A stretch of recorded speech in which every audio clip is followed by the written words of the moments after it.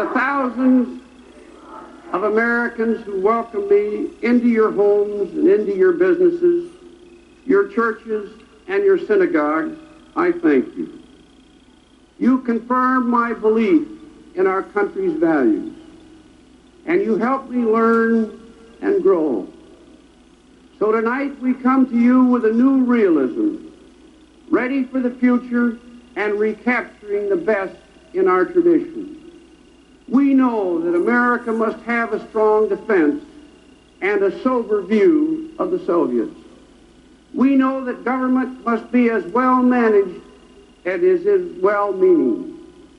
We know that a healthy, growing private economy is the key to the future.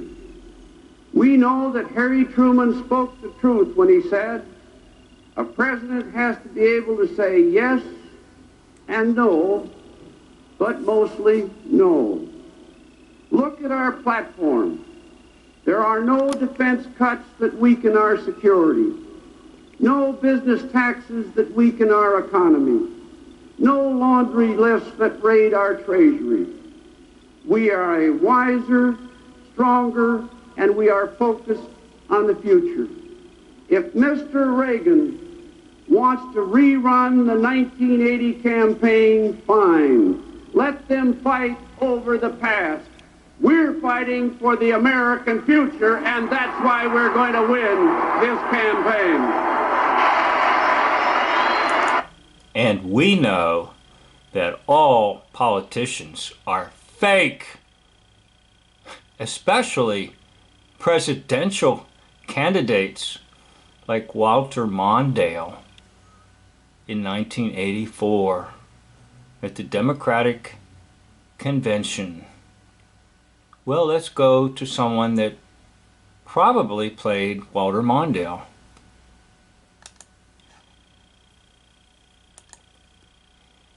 I wonder where the trolley car went by. We came back to La Jolla. My mother went to work in Los Angeles, and I lived with this wonderful grandmother. I got a dog whose name was Bud, and for a couple of years I was totally happy. But we didn't have the habit of conversation at home. I never remember once ever sitting around a dinner table with my family and having ordinary kind of family conversation.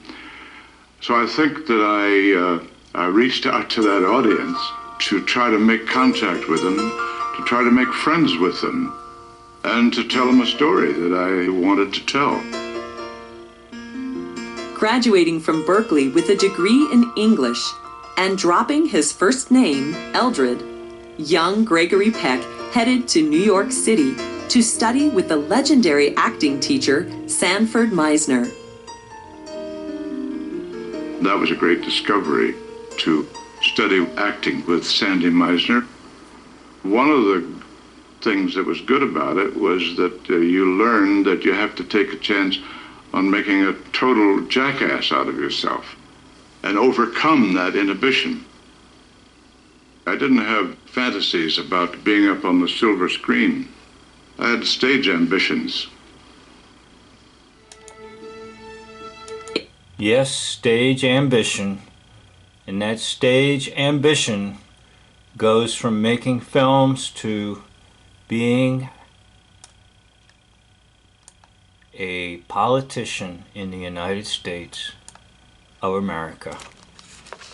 So we'll take a look at the picture.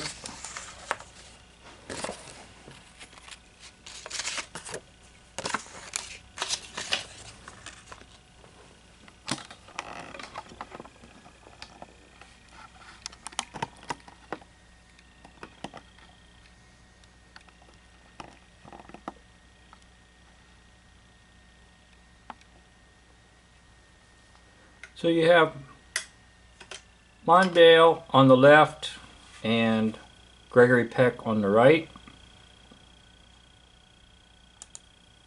Whoop, that one comes up 0. A lot of times that happens, I think, because you have a super match and they don't want you to know.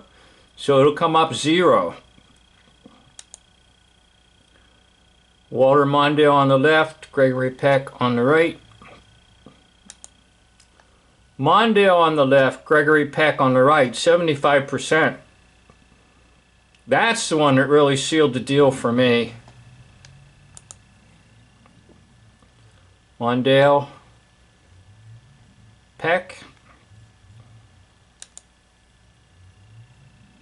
Mondale, Peck, consistent results coming up all the time, no matter how you switch the pictures.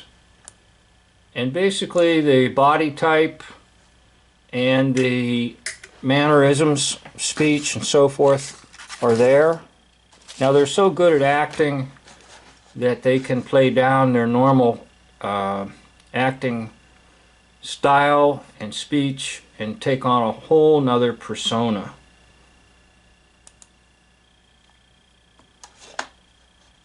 So we'll take another look at some other clips. This is the Ronald Reagan debate.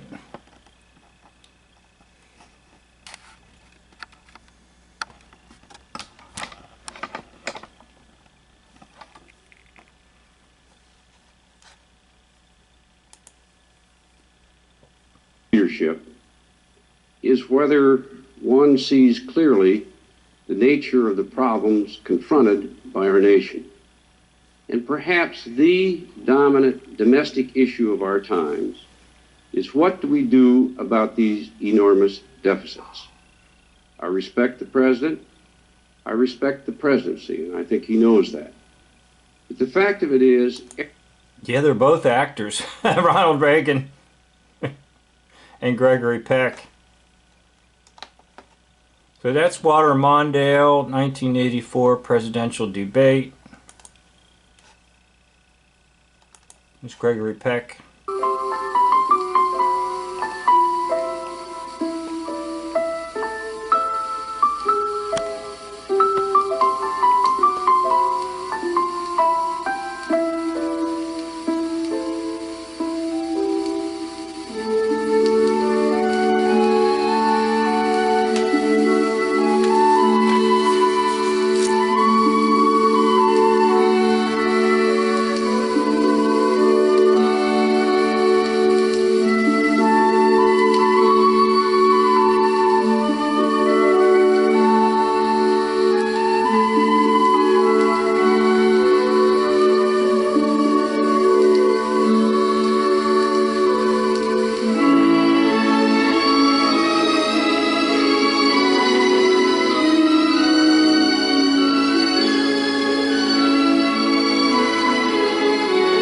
Outstanding actor. And there's one other thing that I wanted to point out. How tall was Gregory Peck? According to this, 6'3". How tall is Walter Mondale? According to this, 6'1". Says 6, but 6'1" I've seen. So the height, the body type, it's all there for me. Now let me just say a word to people, because once in a while I'll have people say I don't think that's the individual, and I'll have to say you know, it's okay. I mean, maybe that is true. Maybe I'm incorrect, and I'll take that because there's always a margin of error.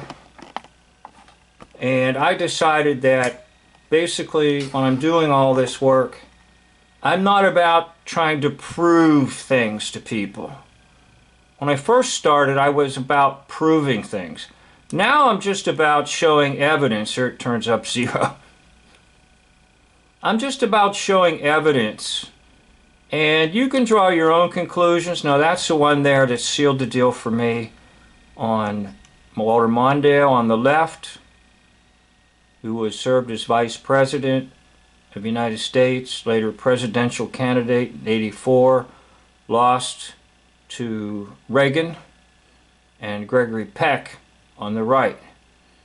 So, you know, if you are uncertain and you disagree, that's fine with me. I'm not upset.